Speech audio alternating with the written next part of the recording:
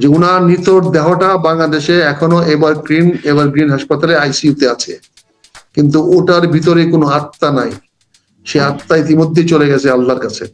আর অনেক কি বললাম যে নাটকটা হচ্ছে, নাটকটা আপনারা বন্ধ করেন, কারণ এই নাটকটার উদ্দেশ্য হলো দেশমালা খালেদাকে সুস্থ দেখায়া তারা একটা অ্যাম্বুলেন্সে করে অত্যন্ত গোপনে বিমানবন্দরে উঠিয়ে দিবেন এবং ওনাদেরকে বলবেন যে আমরা একটা বিশাল এয়ার অ্যাম্বুলেন্সে করে লন্ডনে চিকিৎসার জন্য পাঠাচ্ছি। কিন্তু লন্ডনে পৌঁছার পরে ওনার একটা নিথর দেহ বেরিয়ে আসবে সেই অ্যাম্বুলেন্স থেকে। তখন সবাই বলবেন কিছু করার ছিল না, তো লং জার্নি, উনি সেটা করতে পারে নাই। ডাক্তাররা আশা করেছিল কিছু হবে না, কিন্তু হয়ে গেছে। এটা তো দৈব দুর্বিপাক, আমরা কি করতে পারি, আল্লাহর উপরে তো আমাদের কারো হাত নাই। এই নাটকটা সাজায় তারেক রহমান সাহেব এসে হয়তো মায়ের বুকে আশ্রয় করবে। দুর্ভাগ্য, এবং সবচেয়ে দুর্ভাগ্য কি জানেন, আমি যখন কথা বলতে গেলাম তখন তারা একটা লোকের ইশারায়, একজন ইশারায় সমস্ত ক্যামেরা একসঙ্গে অফ হয়ে গেল। তাতে বুঝতে পারছেন সিন্ডিকেটটা কত বড়। অর্থাৎ তারা যে নিউজটা করতেছে এই নিউজের বাইরে কোনো নিউজ তারা দিবে না, এবং দেয় নাই। কালকে আমার নিউজ দিতে পারে নাই। দুর্ভাগ্যক্রমে যেহেতু আমি অনলাইনে প্রোটেস্ট করেছিলাম, দুর্ভাগ্যক্রমে যেহেতু আমার অনলাইন যখন চলতেছিল তখন করেছিলাম, ফলে জিনিসটা হাইড করতে পারে নাই। আমি এই জন্য অনলাইনে তাকে বাধাটা দিয়েছিলাম। আল্লাহর কাছে শুকরিয়া যে আমার তখন ওই মুহূর্তে অনলাইনের সেন্সটা কাজ করতো, তাহলে আমি হয়তো বাধা দিতাম না।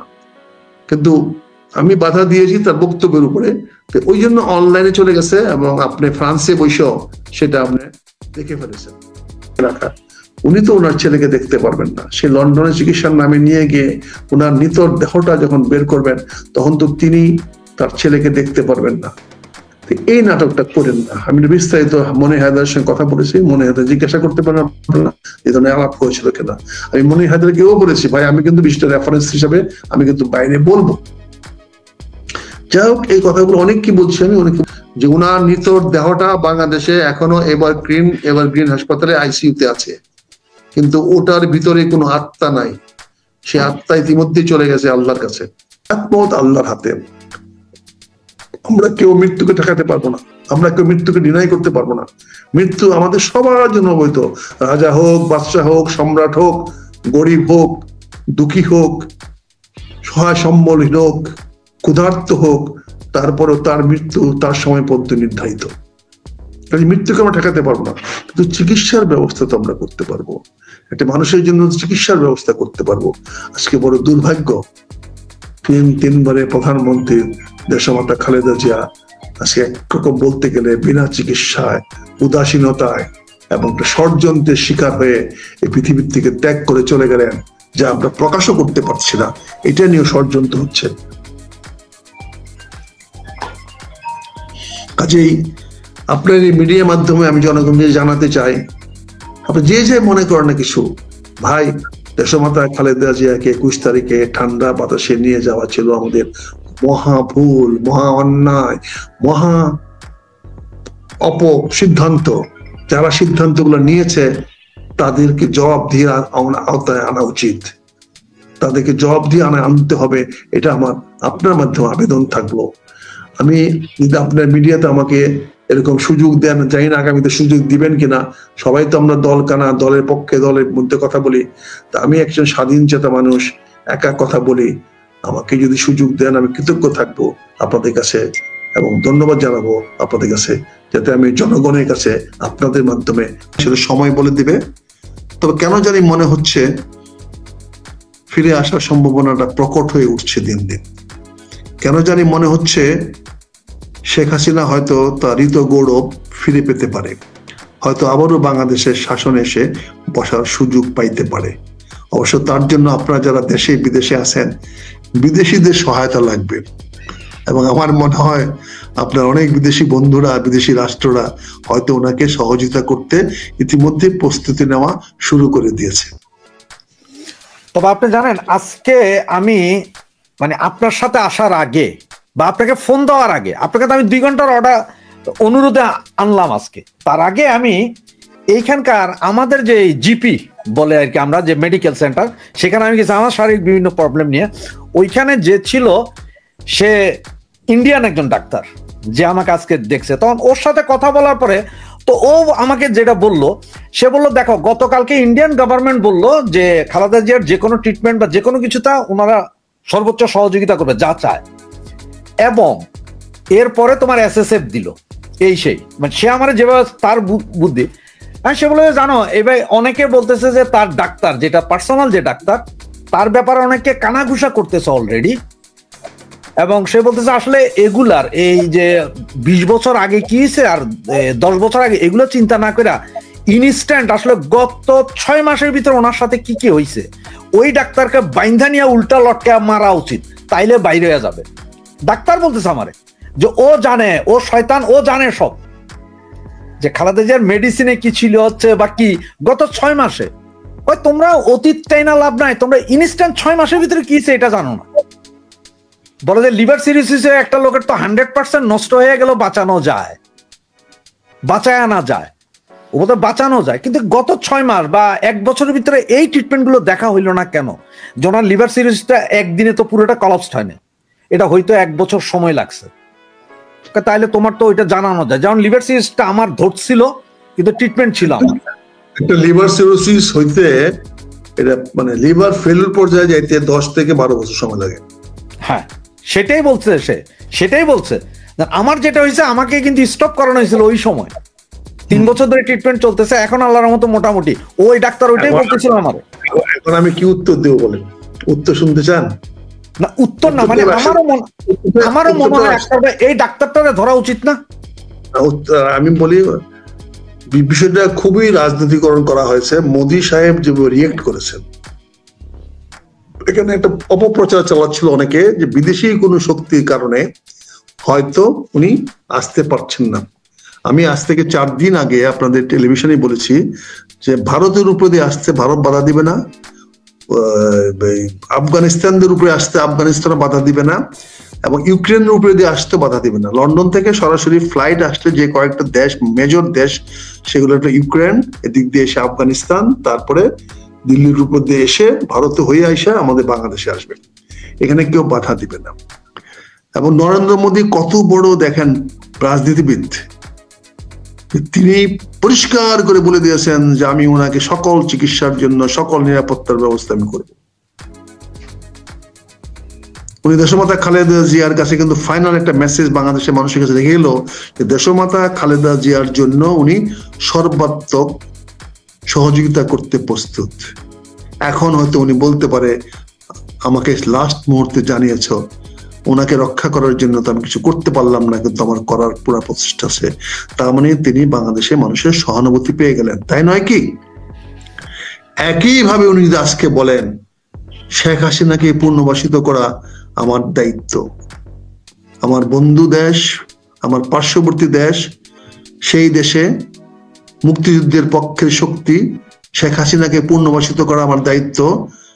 আমি যেমন দেশমাতা যেমন খালেদা জিয়ার পাশে দাঁড়াতে বলেছিলাম, দাঁড়াবো বলেছিলাম, অঙ্গীকার করেছিলাম, তেমন ভাবে যদি আজকে অঙ্গীকার করে তিনি শেখ হাসিনার পাশে দাঁড়াবেন।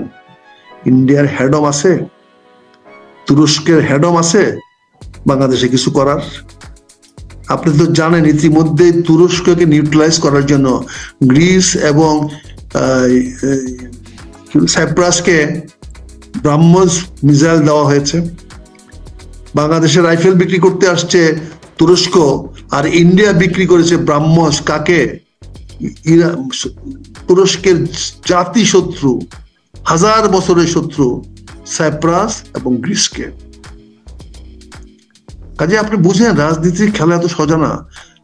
মোদি বাদ কথাটা বলে নাই যে খালেদা জিয়ার জন্য আমার সকল চিকিৎসা লাগুক, যা কিছু লাগুক, ওনার জীবন বাঁচানোর জন্য যে কোনো প্রচেষ্টা আপনারা চাইবেন আমি সেটা করতে প্রস্তুত। তার মানে বাংলাদেশের একজন সাবেক প্রধানমন্ত্রীর জন্য তিনি যে কোনো ত্যাগ স্বীকার করতে, যে কোনো কাজ করতে জনতার কাছে ওয়াদাবদ্ধ হয়েছেন। কেউ তো প্রতিবাদ করেন নাই, কেউ তো বলেন না আপনার সাহায্য চাই না আমরা, কেউ তো বলেন না যে ভারতের কিছু সাহায্য। 3 দিন তো চলে গেল।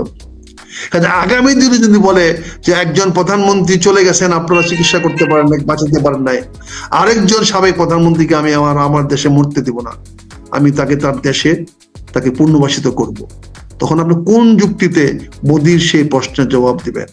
পাকিস্তানে টুনকো রাজনীতি দিয়ে চলবে?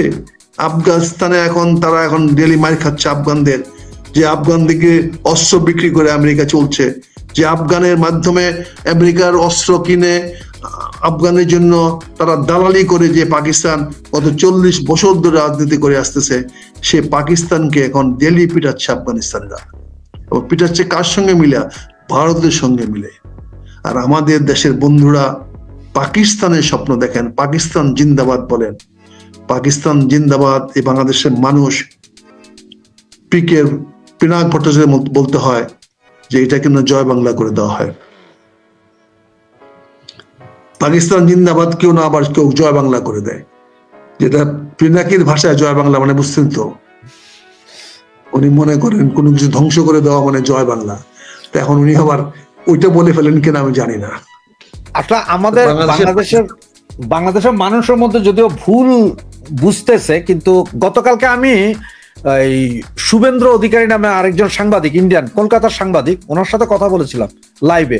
তখন উনি আমাকে একটা প্রশ্ন করেছিলেন যে ভাই আপনি প্রশ্ন তো করেন, আজকে আমি করি। তাই করেন দাদা, সমস্যা নেই।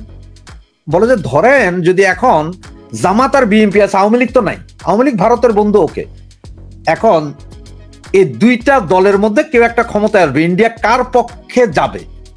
তাই বলে অবভিয়াসলি ইন্ডিয়া বিএনপির সাপোর্ট করবে। বলে যে এই কথাটাই তো আপনাদের লোকজন বুঝে না। আমি তো তা ঠিক, বলে যে ইন্ডিয়া তো জামাতকে সাপোর্ট করবে না, ইন্ডিয়া বিএনপি কে সাপোর্ট করবে না, ইন্ডিয়া জামাতকে সাপোর্ট করবে।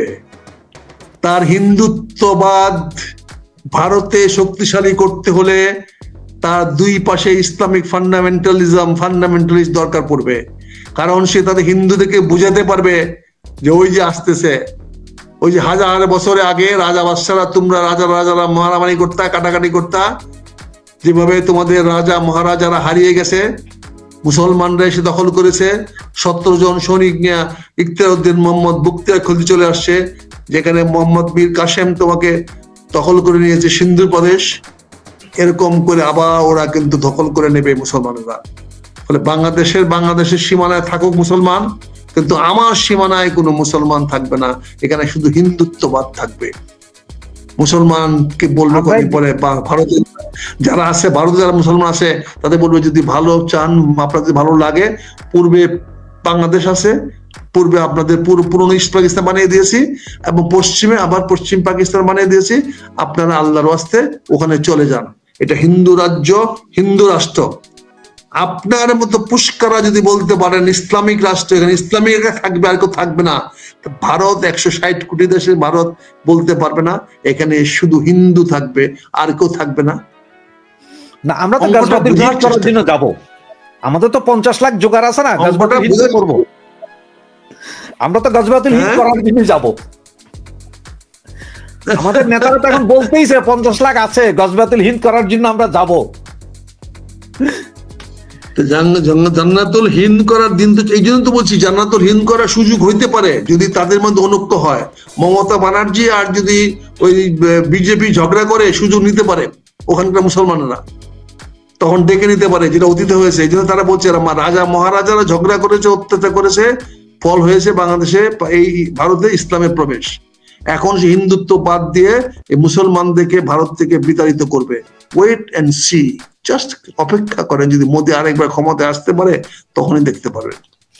যাক আক্তার ভাই, আজকের এই লাইভটাতে আমরা অনেকক্ষণ কথা বললাম। আসলে আমরা এখনো সরকারি ডিক্লারের অপেক্ষায় আছি, বা বিএনপি নেতারা ডিক্লার দেয় কিনা সেই অপেক্ষায় আছি, যে খালেদা জিয়ার আসলে কি হয়েছে বা কতটুকু কি হয়েছে, এটা ওনাদের ডিক্লারের অপেক্ষায় আছি।